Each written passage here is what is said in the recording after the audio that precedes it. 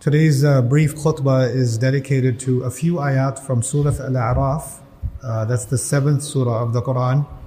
And it is a portion of the story of Yusuf, or rather of Musa alayhi salam. It's a very interesting part of the career of Musa alayhi salam, so I want to set the stage for you. Many of you, probably all of you, are familiar with the story of Musa alayhi salam. This is an episode of panic after the magicians lost to Musa alayhi salam. So when the magicians lost, then the government of Egypt was panicking. And the Muslims of that time, the Banu Israel, they were also panicking. There were two different kinds of panic. One happening from Firaun's government, and the other happening from the Banu Israel, who were the Muslims of that time. And what Allah does is He places both of these episodes of panic next to each other in Surah Al-A, one after the other. So we'll try to learn some lessons from both of these episodes and how they were shocked by what just happened. Everybody was shocked by what just happened. But before that, it's important to know some things about the religion of Firaun. I won't go into too many details, but a few things I think are important. They will help all of us understand what happened a little bit better. In the religion of the Firaun, the role of Firaun, the job of Firaun, is to be the guide of Egypt and to be the protector of Egypt. And it used to be symbolized by a staff that he used to hold in his hand when he sat on the throne. You may have seen kings in the old days, they sit on the throne and they have a staff in their hand. The staff represented the guidance of Firaun and the power of Firaun, the protection of Firaun. The throne of Firaun used to have a snake on it, on top. So there's a long throne, and if you see archives and archaeological evidence of these thrones, they have a snake on top. The staff was sacred. And another very important thing you need to know about this, there's lots of things to learn about the ancient Egyptian religion, because the Quran makes quite a big subject out of the ancient Egyptians, doesn't it? But just one more thing you should know is that for them, the magician and the priest for their religion was the same person. So in the seerah of the Prophet ﷺ, when they accused Rasulullah of being a sha'ir or a sahir, right? That's one category. Sha'ir is different category. There's different categories. But in the ancient Egyptian world, the most respected people were the priests, and they were also the magicians, sahara. These were the religious leadership. So when you read the Quran about the sahara in the time of Firaun, you're reading about their elite religious leadership. It's also important to note that even today, after so many thousands of years, you find that most of Egyptian architecture has disappeared. But one of the few things that always survives are their tombs and their temples. Their religious buildings are still around today. This tells you something about what they did. They invested billions into building their religious infrastructure. But the question is, you think you would build a lot of money, you invest a lot of money in something that will give you a return on investment. Why are you spending so much money to build a temple? Why are the religious leadership the most important leadership? Because for Firaun, the most important part of holding on to power was to tell his people a certain kind of story. And the story was that Firaun is a child of the gods. He's the child of the gods. And he's the reason there's protection in Egypt. Here's the reason there's guidance in Egypt. The river, the Nile flows and it brings crop and it brings prosperity to Egypt. All of it is because of Firaun. And who is giving khutbah every week to tell the people that Firaun is the reason we have all this? It's the magicians. And so the propaganda machine, the broadcast machinery of ancient Egypt was the temples. This is how the message was getting out to that society to maintain this fear of Firaun, this respect for Firaun, this awe for Firaun. When Musa alayhi salam came and challenged him the first time, what was in his hand? A staff. What did that staff turn into? A snake. In a moment, he destroyed the entire religious mythology of Egypt. The two things that were sacred to them. The snake protects Egypt. The staff is the guidance of Egypt. Now the guidance and the protection of Egypt is in the hand of Allah's Rasul Musa alayhi salam. So in order to defeat him, the strategy was, let's get the best of our religion, all of our religious leadership. يَأْتُوكَ مِن كُلِّ سَاحِرٍ عَلِيمٍ مِن كُلِّ سَحَّارٍ عَلِيمٍ. Two different places. Every single one of the religious leaders from all the villages, all the towns of Egypt, all of them are gathered together to challenge Musa alayhi salam. And in one day, in a single event, not only did they become believers, so the entire religious leadership became believers. It's hard for me to imagine. I live in the United States, and I imagine if all the church leadership in America got together one day, and within 10 minutes, all of them became Muslims and started doing da'wah right away. It's like shocking to this. You understand how that would be shocking. That happened. And now that's shocking enough. What happened on top of that is, Firaun immediately says, torture these people and hang, chop up the right arm and the left leg and hang them in the streets. So 10 minutes ago, these were the most respected people in Egyptian society. These were the religious people and the leadership of Egyptian society, from the village to the cities, everywhere. And 10 minutes later, they're hanging in the street. Their body parts are bleeding out. The entire nation is shocked. In a sense, Firaun destroyed his own religion. You didn't even have to. By killing the Sahara, he's actually killed his own story. Who's going to do the propaganda for him now? Who's going to convince the people that he's a god now? Where's that going to come from? He destroyed his own leadership. That's why there was a panic. There were two kinds of leadership in Egypt. There was the leadership that was religious, the Sahara. There was the military leadership, the Mala, the generals. The only leadership left now is the military one. The religious one is all dead. They're gone. So they have an emergency meeting. وَقَالَ الْمَلَأُ مِنْ قَوْمِ فِرْعَوْنَ أَتَذَرُ مُوسَى وَقَوْمَهُ لِيُفْسِدُوا فِي الْأَرْضِ وَيَذَرَكَ وَآلِهَتَكَ. That's the ayah I read to you. The generals from the nation of Firaun start questioning Firaun. In the Quran you find about Firaun, you don't question him, ala Firaun. But now his own leadership is questioning him. Are you going to leave Musa and his followers? You're going to leave Musa and his entire nation? You're just going to let them stay? They have caused so much chaos in the country, and they have left you, and they have left your gods, they have left your religion. In other words, now we have to ask ourselves a very important question. Musa alayhi salam did not have an army. Musa alayhi salam did not have millions in money. He didn't have media influence. He didn't own any businesses. He didn't have economic strength. He didn't have political strength. He didn't have social. None of the factors of strength are there. And the Egyptians are the mightiest military on earth at the time. And their generals are having a panic. I would think the general should have a panic if the enemy ships are approaching from the shores. The general should have a panic if another empire is approaching and coming and attacking you. Or they're stealing your trade. Or bankrupting your society. Why is this nation, this superpower, is panicking because of the people they consider slaves? They consider them slaves. And they call Musa alayhi salam just another magician. That's what they called him. Okay, fine. He's got some magic, but we've seen that before. It's not something special. He's just another priest from their perspective, right? Then why have an emergency meeting? And I'd like all of us to remember why. For superpowers, it's not their money that gives them power. It's not their weapon that gives them power. It's their propaganda that gives them power. The most important thing to them is their story. When they can convince people that nothing can touch them. When they can convince people they are high like the gods, or they're gods themselves, then they remain unchallenged. And they know that they don't have the resources. They don't have no amount of money, no amount of resources, no amount of power can maintain this government if the people no longer believe our story. And so long as Musa is around and these people are around, these Muslims are around, our story is going to get questioned now. And you made it even worse. So we need the greatest threat to national security for them is the one person who destroyed their entire propaganda machine. We have to wipe him out. That's why the generals didn't say, hurt the Israelites. They said, "Atadharu Musa." Let's kill Musa himself. Are you going to leave Musa? وَقَوْمَهُ لِيُفْسِدُوا فِي الْأَرْضِ وَيَذَرَكَ وَآلِهَتَكَ. And Firaun, he could have responded at the time and said, okay, yeah, I think you're right. I think we have to kill Musa. But you can tell, not only did Firaun love Musa alayhi salam, what we learned in Surah Al-A, but there's something else. He's also afraid of Musa alayhi salam now. Firaun is afraid of Musa alayhi salam. How do we know that? He saw when Musa alayhi salam came into his own court, he defeated him. Then he gathered all of the best religious leadership that has been loyal to him for generations. And they flipped on him in one day in front of Musa alayhi salam.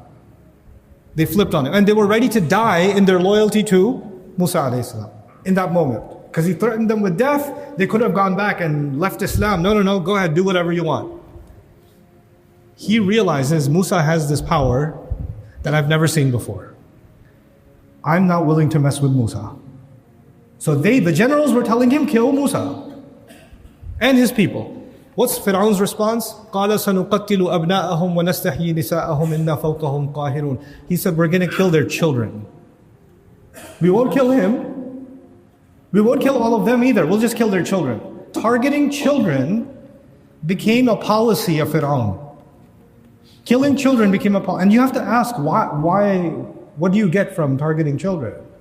That is psychological warfare. You absolutely devastate a people. You psychologically break them. You emotionally break them when you kill their children. So a person is willing to die for this cause. Does that mean they're willing to see their child be ripped apart for this cause? It's a different question. So he wants to defeat these people mentally. You see, one way to control a population is propaganda, which affects the mind. It affects how they feel or how they think. And even if you're going to go to war, it's not just for the sake of war or winning land. You want to go to war in a way that breaks people's mind, breaks people's spirit. That's why kill their children. Most effective way you could find. Inna fawqahum qahirun. We will be dominant above them. You wonder when he says Inna fawqahum qahirun, they were already dominant over the Israelites. It's not like the Israelites had their own political entity. They didn't. They had no power. So when he says Inna fawqahum qahirun, that's already true. But it's as if in this ayah he's giving a illah. We're going to kill their children and then we will truly be dominant over them. Meaning even though we're physically already dominant over them, politically already dominant over them, now we will be psychologically dominant over them. Because it's actually a psychological war. Musa alayhi salam is freeing the minds of the people. And he needs to enslave the minds of the people again. This is their panic. Very briefly, I'll explain the other side of the panic. That's the panic of the Muslim community of the time. Banu Israel are the Muslims of that time. Musa alayhi salam comes to them and says, actually before I tell you what he says, let me tell you what's happening. Firaun is angry. Firaun just killed his most important people, his religious leadership in public. That happened. The Muslims of the time were treated like second-class citizens or slaves, third-class citizens. If you're one of them, you're looking at those priests hanging in the street, you're thinking, man, he doesn't even spare those people. They're from his skin color. They're from the elite backgrounds. He didn't even spare them. We're nothing to him. He's just going to bulldoze all of us. Musa has gotten us in a lot of trouble here. Because he made Firaun so angry, he even killed his own people, so definitely he's going to kill all of us. So they're panicking. The Muslims are panicking. Because when you're facing a tyrant, and you see that the tyrant's getting angry, it starts making you nervous. And one of the solutions that comes to some of their minds is maybe if we go to Firaun, and we show our loyalty and say, hey, I know that Musa gave you a hard time, and I know I'm from Bani Israel, but I don't like Musa that much. I even brought my mega hat, make Egypt great again, right? I'm on your side. Look, I'm one of the good ones. I don't oppose you that much. Maybe they're trying to seek help from, because you know what happens? There's a Stockholm syndrome, right? You seek protection from the one who's holding you hostage to begin with, right? They're hostages of Firaun, but they're like, well, he's got the power, he's got the country, he's got the land, he's got the military. Maybe we should beg him for safety. So the one who's killing you is the one you go begging for safety. Yeah? So they're thinking about doing this. Musa alayhi salam says, وَقَالَ مُوسَى لِقَوْمِهِ اسْتَعِينُوا بِاللَّهِ. Seek help from Allah. Now if you hear seek help from Allah any other time, it's a general statement. But in this climate, this means stop thinking about seeking help from Firaun. Learn to seek help from Allah. This is the challenge between who are you going to run to? Are you going to run to your Firaun or are you going to run to Allah? وَاصْبِرُوا. And stay firm. Stay on your religion. Keep going. In other words, okay, I won't seek help from Firaun, but if I look like I'm right next to Musa, then if he's angry at Musa, he's going to be angry at all the people that are standing next to Musa alayhi salam. Maybe I should do a little bit of social distancing from Musa. Stay at a little bit of distance so that even if they get people that are around Musa alayhi salam, I'll be at a safe distance a little bit. I want to be Muslim but not too Muslim, no. Right? Because I'm not that serious about it. Maybe if they think I'm not that religious or not that loyal to Musa, maybe they'll leave me. He's saying, wasbiru. Stay firm on your deen. Keep going. Persevere. إِنَّ الْأَرْضَ لِلَّهِ يُورِثُهَا مَنْ يَشَاءُ مِنْ عِبَادِهِ. The land belongs to Allah. He gives it to whoever He wants from among His slaves. This is a very powerful statement from Musa alayhi salam. In the Egyptian religion, the land belongs to Firaun. And how do you know it belongs to Firaun? Because the river flows, because the crop grows, because everything is working fine. That's why we know it's supposed to belong to Firaun. That's their religious mentality.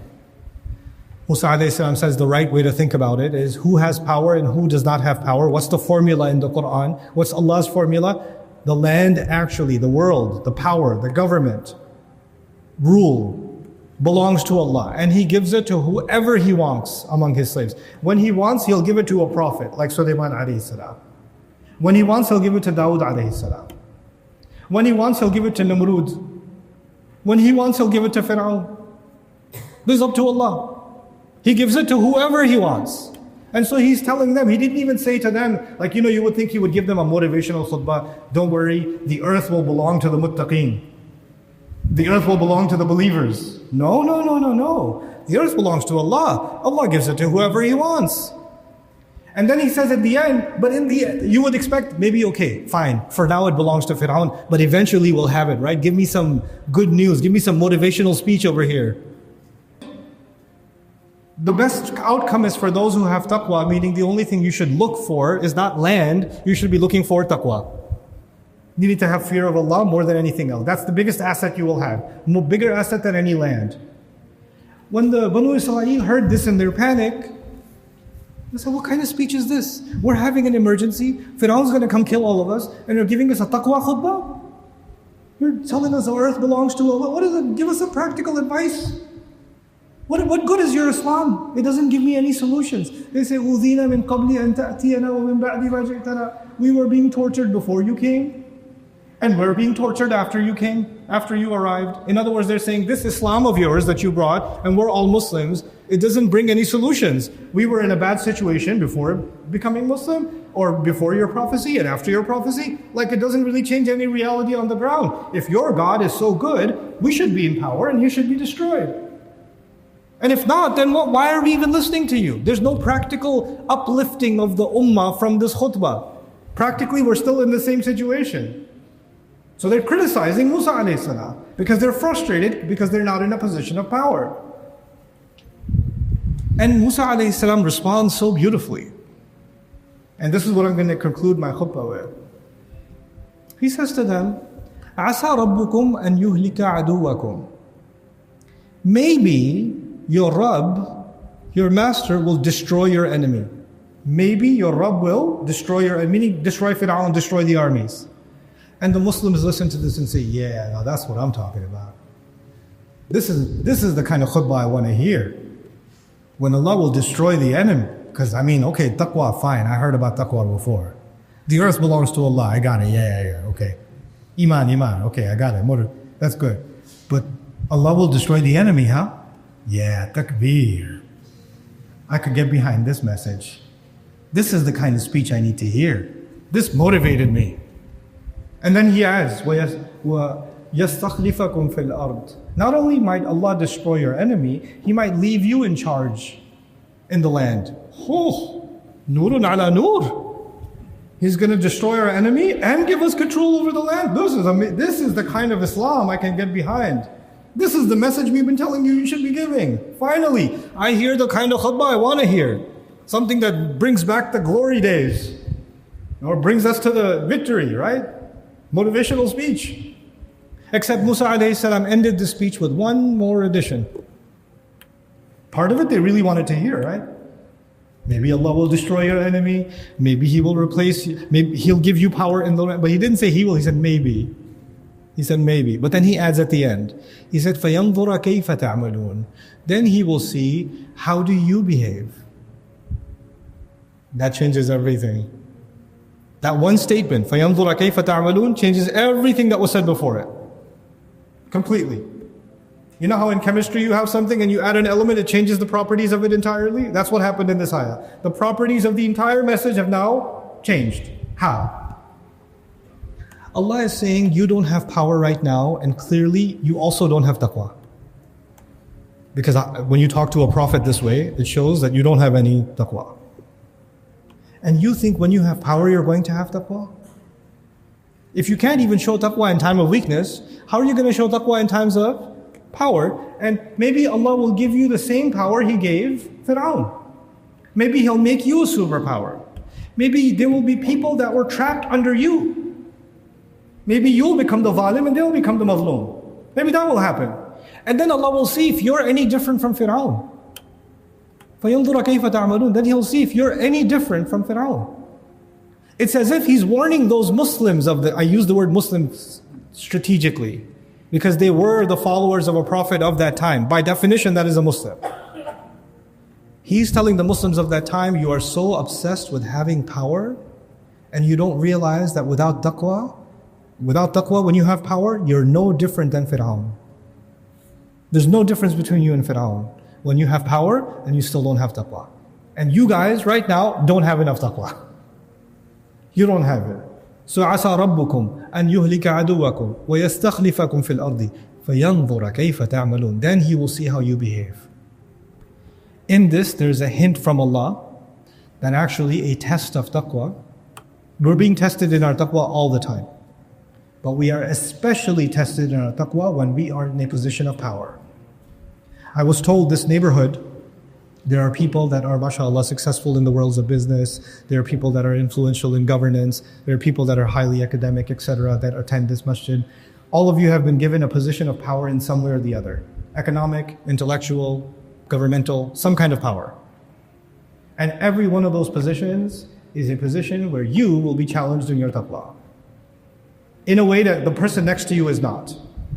The challenge of taqwa for a taxi driver is different. The challenge of taqwa for a governor is different. It's two very different things. And the higher the wealth, power, influence, leadership, the higher it gets, the more difficult the challenge of taqwa becomes. Because nobody else is there to put you in check. You control everyone, nobody controls you. You tell everyone, nobody tells you. So the only gauge left is you have to check yourself, you have to correct yourself. What was the problem of the Firaun? Who's going to tell me what to do? I'm Firaun. Why should I listen to anybody else?